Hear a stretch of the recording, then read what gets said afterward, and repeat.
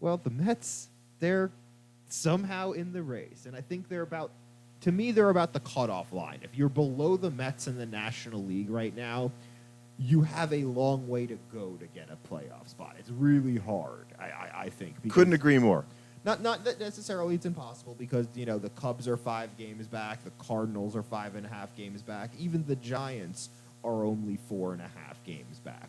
But the problem is that you need multiple teams above you to not play well because you don't need to just catch the Mets. Right. And hope the Mets don't play well. You also have to catch the Braves. And now with how well the Mets and the Braves have been playing, the Diamondbacks and the Padres are kind of in play too, especially if the Diamondbacks have a tough series up here against the Mets coming up next week.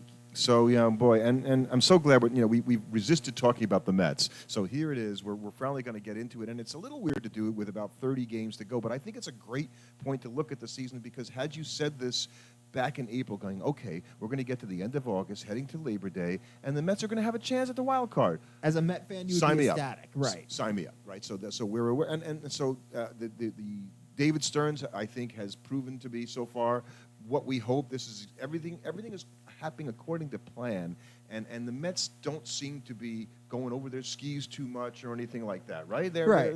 I think the Mets are right now where you would hope they would be. Things you couldn't really imagine a world much better than this, I think. Oh, sure I can. Well, realistically is what I'm talking about. Yeah, obviously we could all imagine that they're the Phillies right now. Well, that's what I was thinking, going, well, there's a teeny bitty part of me that thinks, okay, so the Mets win, 30 out of their, 25 or out of their last 30 games or 32 games, and they make the wild card and they win the wild card and they get hot and they go to the World. I mean, there's a tiny little part of me that hopes this happen. I'm not expecting it. They go 93-67. Yeah.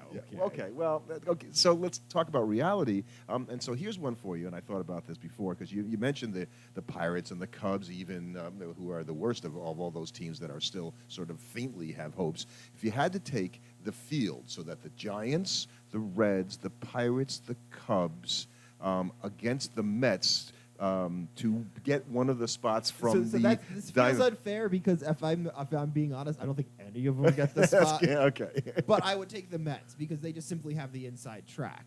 For them to get the spot, because you can catch the Mets and not get the spot. And I think perfectly said. And so that's why I think it's really hard for the Cubs, the Reds, even the Pirates to a degree, is that you're going to have to get so nuclear hot. Right. You're going to have to go like 25-5 to have a chance. And that's just it. And even if I was looking at a 19-12 scenario, okay, for a team. If you're the Pittsburgh Pirates, that gets you 80 wins. And that's not going to do it. 19-12. So go one more. Go 20-11. Right, you're almost winning 2 out of the last 3 games. You're still just barely. So much has to go crazy. Right, because then all of the teams above you have to not play well. And that just, so far over the last, since the All-Star break, the Diamondbacks and the Padres have been some of the best teams in baseball. Now, the Padres, in this series against the Mets, they've lost the first 2 games. They lost 2 out of the first 3. Right. And they've got to play the final game here tonight. So they're very confident, the Padre fans. So I talked to Tom this morning, and he's our family friend. Our family friend Tom, and he lives in San Diego. Goes, oh yeah, the Padres, they'll definitely win today because that's they lost the last 2 out of 3. They're definitely going to win. I'm like, why? Well, I know why, actually, because Quintana's pitching for the Mets. Right. So that's probably not a good thing. That's probably why. That's a big game. That's a really big game in this because if the Mets win that, they go to 69-62. They're a game back of the Braves at that point. You're right there in terms of catching them. And the Braves are a team that, if you look at them in terms of health, they're really not there in terms of having their big guys in the lineup. So you think if there's a team that's likely to stumble coming down the stretch, you probably pin it on the Braves.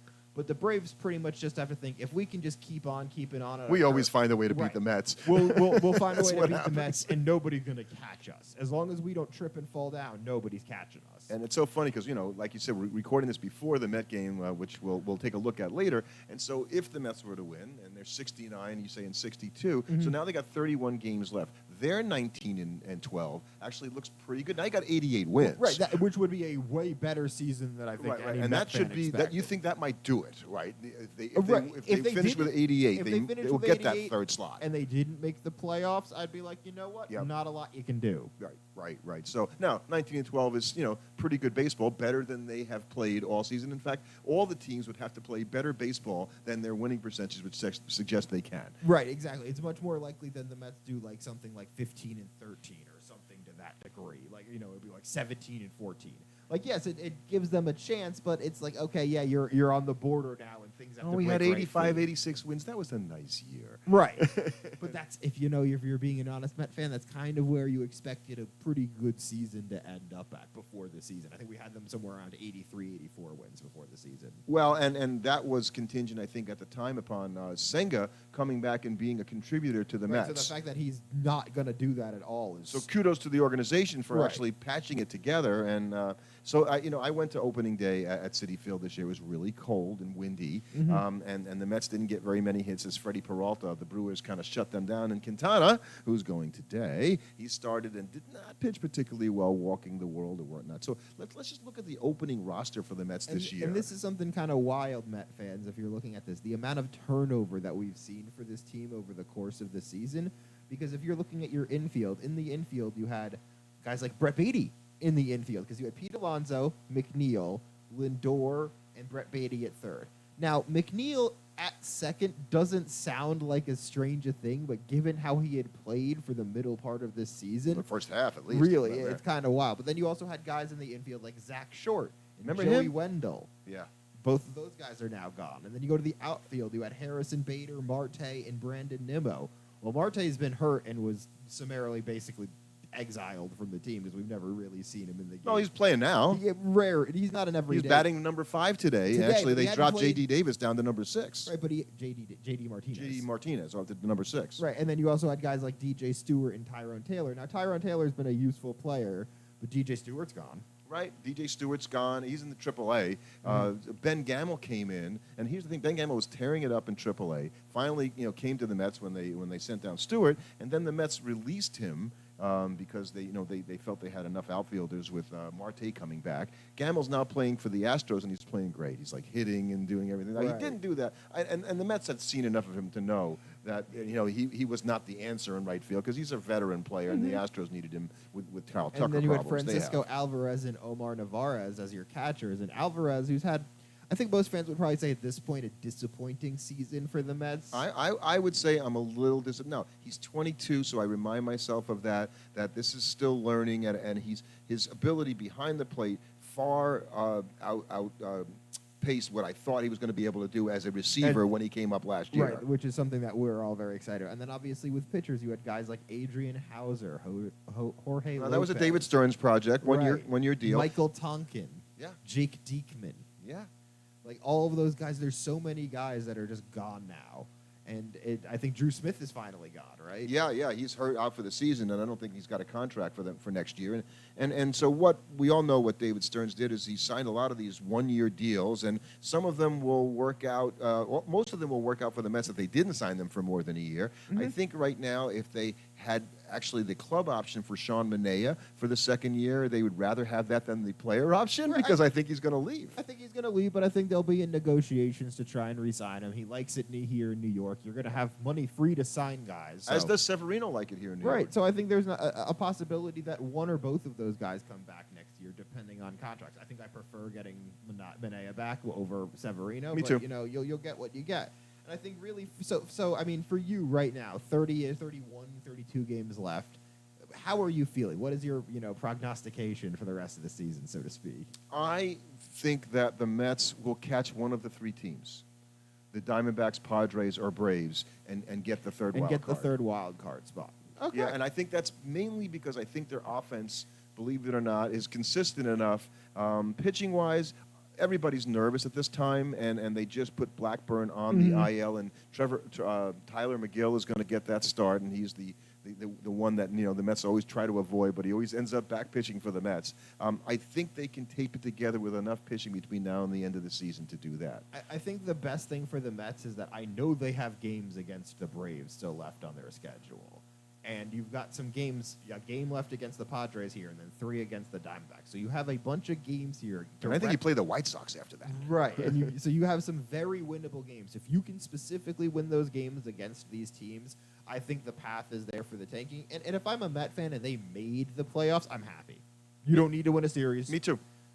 I never expected you to really make the play. I wanted you to challenge for a playoff spot. If you got a playoff spot, great. So you know what? That would make me feel really confident going into next year, knowing, okay, we're going to be able to reload because we have a bunch of money coming off the books. That's literally guys kind of playing for other teams, considering they're all hurt. Well, and the pitching itself, when you think about it, this has been taped together the entire season with free agent pitchers. I expect Steve Cohen and our Stearns. GM, David Stearns, will go out and get a top-of-flight, guy to compete with Senga as the number 1 starter. I don't know who it will be, but I think they're going to go get a top-of-the-rotation kind of guy. And I'll go right now and say I hope it's a guy like Corbin Burns, actually, who would be – I'd open the checkbook up for him probably before, I'm going to say it, I'd open it up for Pete. I think that stud starter is more important to the Mets than it is to have, a first baseman. Right, because if you look at next year, there's a lot of guys that you kind of go, okay, well, where are you going to play him? Because there's guys like Acuna, guys like Brett Beatty, guys like Jet Williams and Drew Gilbert, who could be coming up. And Mauricio. Who's coming back. It's tough to really evaluate where he'll be after being out for so long with injury. Like, I got to think that's going to affect him, so it's hard to really know what to expect out of him specifically. That's fair. But you're going to have a bunch of young guys that are all going to be coming up sort of vying for spots. And so the Mets have the enviable and unenviable position of deciding, okay, how much do we want to really roll the dice on these young guys? And what are we going to do with all of them?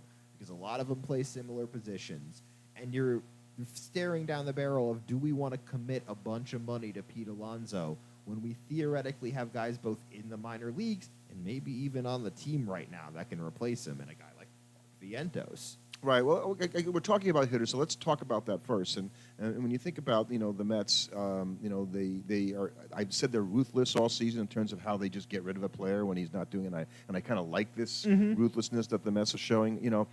When Narvaez went down, when Alvarez went down, they had Narvaez, and then they went and picked up Tomas Nido back because they had cut him, but nobody took him. So the Mets, and he played well for the Mets for the time. They cut him again. Now he's out of baseball. So right, they got rid of. Then they got Luis Torrens, and then as soon as Alvarez came back, they got rid of Navarez. Right, and I kind of like that because no one has picked up, I think, either of those guys to do anything.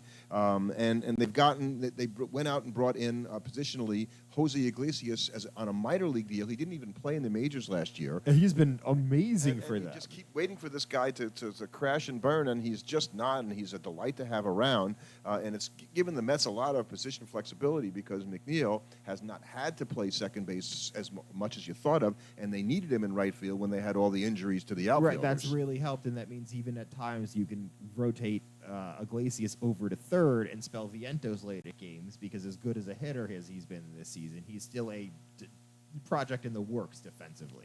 We watch a lot of Mets and a lot of Vientos, and the hitting is amazing, right? This guy is a stud hitter. He's one of the best hitters in the National League right now, I would say. Defensively, we weren't sure what to expect. He, as you point out frequently, his metrics don't come out that good, but watching him play, he seems to make the plays as much because Pete Alonso is really good at scooping balls in the dirt, and he's saved his butt a few times, maybe more than a few times. But Vientos' approach to the baseball is a little odd. He takes him off his hip. He swipes a lot of them. Yeah. He's just. But it's just the way I look at it. Got a good arm though. He's got a good arm, but he's right now acceptable at third when he's hitting like one of the top 10 hitters in the National League. As soon as he's not doing that, he becomes a big liability for your team. So I very much now he can work on it. He can get better. We all remember, Met fans, Pete Alonso came in, was not a good defensive first baseman, and now has elevated himself into a good first baseman with his glove and a great first baseman at scooping the ball. And by the way, I went to the game the other night. Of course, I went to the Oriole games, right? So they had 2 walk-off wins on home runs, and then there was the other game. I went to the other game. Yes, and you had to watch them. They pummeled Quintana. I believe it was best referred to as attempt of series of baseball-related maneuvers. Oh, that was in the 9th inning, and that like that. But the Met fans, we all talk about. So, what do you think? Do you think the Mets sign? We're all big Met fans. Alonso, and we all said the same thing. if I had to bet, I'd lean yes over no, and I still feel that way. Right. And I kind of hope it doesn't happen. You say that. I think it's going to happen because I look at Pete and I look if there's a guy on the Mets that's due to just like take a step back just because of the way he plays, the way that player profile goes out over age, and considering You're not talking a Chris Davis kind of thing here, are you? No, but he could end up like Yikes. I'm saying not next year, but Over time. 2-3 years down the line, he could be that. Especially if he loses a little bit of bat speed, and then all you're always ever gonna do is hit home runs when he gets fat pitches and stuff. Then all of a sudden he's just an absolute anchor on your team because you're paying him a ton of money, and he's not. And you know what? There's enough. I mean, there's that play the other night in that same game where he gets. I think it might have been the game when they won in the walk-off by Winker on Wednesday, where he got thrown out going to third by like a mile. Yeah, that was just a bad baseball decision. I mean, you want your guys to be aggressive, but Pete is not the guy that should be aggressive on the bases. And it's like, and it bugs because he's still doing that. Yeah. Like, okay, you've been in the majors like a long time now. Just Pete. wanted to make something happen. Well, you did. It was called the second out. Right, for no reason. There was no reason to do that. And so it's like those are the kind of thing that bug me as a Met fan about Pete. And it's like at the same time, I love him. I feel like he is as much the current captain of this team as anybody. Yeah. But I feel like this season I've seen the shift. Whereas it was maybe even going into the season like 70-30 Pete Lindor in terms of who the fan base sort of identified as the leader of this team.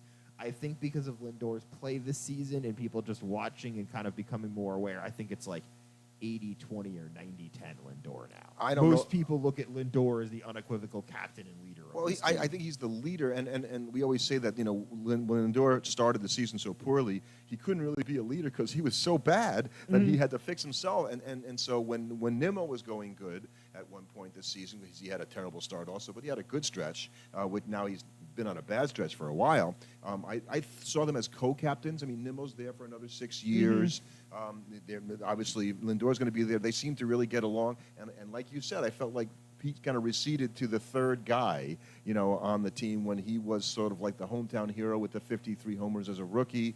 I don't know that they'll have any captain. I'm thinking now because somebody's feelings are going to get hurt in this process, and you got three guys, that ostensibly, if you sign Pete, three guys these are Mets. I mean, Pete's a Met, and there's a cool thing about being a Met. Right. Well, so is Nimmo. Right. And Nimmo is too. And for the Mets, by the way, to do what I suggest I think they will, which is to somehow get that third wild card, Nimmo's going to have to play better. I think so will Pete. Pete's not been hot for a while either. You need the guys you need to secure that are Pete, Nimmo. To be better than their normal selves or just their normal selves. If you get Pete at his normal self, Nimmo at his normal self, Martinez at his normal self, and Alvarez at his normal self, that's a good team. That's a very, very tough lineup to deal with on a regular basis. And so, you finish in the infield, you think, okay, we don't know if by the way, Vientos, who has trouble at third, can play first, by the way. So, we'll just put him at first base if we get rid of Pete. It's not really a solution. I don't know if that's in Disneyland, but we don't know if it works for the team, right? And then you can have Beatty and Mauricio battle it out or trade one of those guys. Right. I think you need to trade one of those guys regardless. But I think you're going to have that, and Luis Angel Acuna will vie for an infield position next year. I think the Mets really want to do that. And outfield-wise, you got a year out of Harrison Bader that you really didn't have much of a right to expect, and I'm very happy with it. There's some talk about re-signing him. Run. Yeah, I agree. You got the year out of him. The chance of it. Same thing with Severino, by the way. Same thing with Severino. That's why I'm more open to signing Manaea. I worry so much that next year, if you sign Bader and Severino, that those are the injury years for them, and then now you just have them on your roster, and they don't do anything all season. And you don't have a lot of positional depth, in the outfield or in the rotation. Well, in the rotation, that's a different thing, right? Because this year is this year, right? And it's kind of done. I think we haven't talked about a guy in the rotation who is probably now the most surprising pitcher and one of the best pitchers in the National League is David Peterson. He's been unbelievable. Right. Ever since it seems like what he's figured out is he's not trying to be a strikeout pitcher He matured anymore, a lot. and now he's just okay getting guys to hit ground balls on his sinker all the time. And now because now he's always had very good stuff, but his issue is that he would walk a zillion guys, or he was just wild enough where he could get himself into trouble in just about any inning and have a blow-up inning as a result. But now, because he's willing to throw more strikes because he's like, oh, I'm just going to get outs on guys hitting ground balls, he pitches deep into the game consistently. He's pitching 6, 7 innings almost every single time. And I saw the little hiccup, the start before the one he had yesterday, where he's pitching a great game and then he balks a run in, and it was clearly a balk, that he did that, and he's upset. No, it was not clearly a balk. Yeah, it ended up being. I watched it on replay or something like that, and he definitely fidgeted and he didn't protest it at all. So he went twice. It was a balk. And because I didn't see it at first either, I had to go back. Everybody's like, "No, it was definitely a balk." It was. And then on the very next pitch, he gave up a home run that tied the game. And I felt like that's the old Peterson, right, where he got rattled and he needed that, and he went on. But that was his first balk in his career, so at least I kind of understand why it threw him. And Hefner should have been out there, by the way, after the balk to calm the guy down. Yeah. That was a bad job on the pitching coach's part. Not that it's his fault, but he could have really helped there and whatnot. So when you got those guys, he and Senga in the rotation, you're going to end up with Blackburn because he's under contract next year, and now you got the rest of the rotation to fill out with free agent, maybe Christian Scott. I expect he'll pitch again for the Mets this year. Some of the other young Met pitchers that we've been talking about, Mike Vassell and Dominic Hamill, even Brandon Sproat. They have not had a great second half to their season that makes you think they're going to be an heir apparent. Which makes me think they're even less likely to bring. If one of those guys was pitching super hot, maybe they bring them up. But the fact that they're in it makes me think, no, they're not going to bring up some fresh guy to get him some seasoning when they're in the middle of a playoff race. No, that would only happen, I think, if they're out of the race. I think Scott could pitch, maybe. But I think they'll probably just try and keep him under the rookie year of control because it wasn't like he was so good that I'm like, yeah, I really need him to get that one more start. Well, and that is interesting you mentioned that, right? Because, we talk about trying to hold down, pitchers' innings, but in the case of Scott, he's got 47.1 innings, I think, this year. And to retain your rookie status, which also gives the club an extra year of control, you got to pitch less than 50 innings. So there's an argument that the Mets go, he looks a little stiff, and maybe he shouldn't pitch anymore. And this year, we'll just let him rest, and we'll have him come back next year. Well, they could. I mean, you could even make the argument that we like our rotation as it is right now. We don't want to disrupt. Except for Quintana. Well, but Quintana's still always going to get the nod over a guy like Scott. Right. This is his last start today. If he blows the start today against the Padres, they're going to take him out of the rotation. You really think so? They're not going to take a chance. They're going to have somebody. And they got McGill waiting. Blackburn's only going to miss a start or two. They got Christian Scott eventually going to come back, not for weeks. So, right, but that's the thing. He's still weeks away, and by the time he's ready, I just don't see them trying to. There's no unless they're out of it. Yeah, I just feel like even then, I don't think they will. He can't go out and throw a stinker today and have the Mets feel good about putting him in there against the White Sox even next weekend. No. So I think that's part of the problem there. But I do think they'll sign free agents. I don't know that this team in the playoffs, right, gives you confidence because they don't have a legitimate number one. Sorry, Luis Severino, great season, but you're not a number one. If you're in the playoffs, you've already had a good season. You're not. If you're in the playoffs, worrying about the fact that you don't have a legit number one. You're not going to threat to anybody in the playoffs, is what I'm saying. No, but you were never going to be. Right. Not with this team. Not with this team. So anybody, if you're a Met fan thinking about, only they had some guy. No, even if they had Senga, they wouldn't be. Even if they had Senga, they would not be a threat to win the World Series. No. I think they need another pitcher. And they don't have a good enough bullpen. Well, and let's talk about that bullpen because, early in the season we had guys, and you forget about these guys who were in the bullpen. Brooks Raley was in, he was pitching very well and now out for the year with, Tommy John surgery, I think. And so who knows when he'll come back or if he'll come back. But the Mets, that's a huge loss to the Mets. He pitched great last year. You don't even think about him at this point. Johan Ramirez was on the opening day roster. He's gone. Wow, Michael Tonkin came back to the Mets after they cut him. Yeah, we mentioned a bunch of these and he's still pitching for the Yankees right now. I guess he's doing okay. And we mentioned Drew Smith being out. Jake Diekman, he was on like a 2-year deal.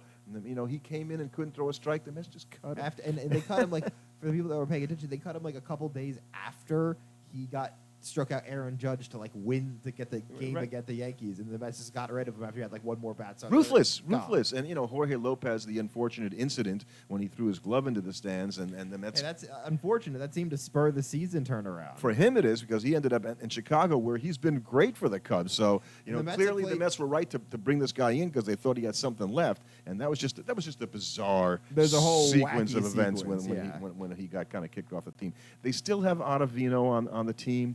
I don't know how Ottavino does it. It's like he must know where somebody's got bodies buried or something like that. Just because you know what? He's had guys like, Drew Smith protecting him, all these guys that were on the roster for a super long time that was terrible. But you know what? Diekman was, probably Ottavino's best friend until he was gone. and they brought up guys that you weren't even part of the organization this Reed year. Garrett. Reed Garrett came up early in the season and was a revelation, and now they're hoping he can give them something because he was on the IL for a while. Daniel Nunez, who is even... Jose Budo's become a very capital... There's a starter for next year. There's another starter, but he's been a very capable reliever for them. Danny Young and Alex Young. So you've gotten a lot of contributions from your bullpen from guys you wouldn't expect. I would not count on that bullpen, even with Diaz in the back in the playoffs. No, I would agree. I would expect to get them to lose multiple I think games Nunez has been the best reliever on the Mets this year, including Edwin Diaz, by the way. And when you think about the guys that are trying to give them length out of the bullpen, they don't really have anybody who can other than Budo. I haven't thought about Diaz finishing games much recently because he generally does a pretty good job. Like he's been pretty automatic at least the last few months. I still remember that stretch in May where he couldn't get any. Couldn't throw a strike. Right. And so that lurks in the back of my mind that I'm like, oh, that could under pressure. Right. Will that come screaming back at the worst possible time? So I think you'll see certainly changes there next year. And Ottavino, who I mentioned before, actually has pitched a little better of late. But every time he comes in, I'm just waiting for it. You're nervous. It's coming. It's coming. The blow up is coming. They're going to take it to us. How about the manager? What's your thought? I think he's done. I think he's 80% of the way through the season. Where are you? I'm happy. I can't really ask for anything more. He seems to have a good pulse on the team. I like the fact that he seems pretty willing to make changes, especially with the lineup. And he sticks with what's working for at least long enough that he's not somebody that's just changing for the sake of changing. Does some tinkering, though. He does some. I mean, look, he did that today. All of a sudden, J.D. Martinez is batting sixth. I prefer tinkering to not tinkering. Right. I like when he moved Yentes to number 2 and he moved Lindor to the leadoff. I mean, that's some big flipping around, and he manages to communicate, and I agree with you, with the team in a way that, okay, some guys might be bugged about being moved around in the lineup. This team doesn't have outward display of being bothered by that. They seem pretty united in their mission right now. So I'm pretty happy. I think he's somewhat questionable in his bullpen management, but as a fan, I feel like that's one of the hardest things to evaluate because my evaluation criteria is, did his moves work? If yes, he's good at it. If no, he's bad at it, which is not fair to him. Right. Who gets credit for bringing up Daniel Nunez? Is that the manager? No, it's the organization itself, and then his willingness to use the guy. Right. Am I going to blame him because he brought in Edwin Diaz, and Edwin Diaz choked 5 games in a row? There was one game in there where I do blame him for it, actually. And they brought in Brazoban, who I've seen pitch a couple times, Huascar Brazoban, and he's got a 3-year contract. That's the important thing to think about him. He's not going anywhere. Right, actually, he's going someplace. He's in the minor leagues right now because they just set him down. But you know what? I think with guys like that, even if they have a contract with this Mets team and this ownership group, I don't think that means as much. That's a really good point, right? Because if a guy, he's got 3 years, so certainly they're going to pitch him. No, that's why I can't believe Ottavino can hang around because he only has a 1-year deal. Obviously, they must like him in the clubhouse or whatever it is. And we've said before how he made the worst deal of all time in turning down $6.75 million, and then the Mets didn't. Nobody else signed him, so he came back to the Mets for $4 million. So he cost himself $2.75 million because he thought he was worth more. He certainly hasn't been worth that $2.75 million. Well, the Mets made the right decision, obviously. Right. So, look, 31 games. I'm so happy that we're here where we are because back in May, when I thought, I said, if they go 31-15, they can turn around the 22-33 start, thinking, that's ever going to happen. Well, that's exactly what happened, and not that I predicted it, but I was hoping for it, and it did happen, and so that turned the whole season around to make the season enjoyable to watch. And it still is enjoyable to watch, and I hope we get to see it, all the way through September into those last, few games of the season where it means something. Because, let's face it, the team also could go 10-20 and 21 over the past. They could easily just stink it up. I think the worst thing that could happen is that they just limp it to the finish line. And they're always close enough, and if they just, you just have to watch that window shrink where they're like, well, if they turn it around now. It's like, well, if they just go 8-0 in their last 8 games, they got a chance. That's when you know it's getting bad, and you're just waiting for the curtain to be closed on you. And Met fans, I know you're going to know what I'm going to say right now because, okay, so somehow you win the game against the Padres today. This will be on Monday, you'll know. And then they got the 3 against the Diamondbacks. You win 2 out of 3, and you get swept by the White Sox. Oh. That's just the kind of thing that happens to the Mets. If you're the worst team in baseball, can't you historically bad team. And if they win all those games, they would leave the Mets as the worst team of all time. Something like that would be so Mets to happen. And can't you see it happening?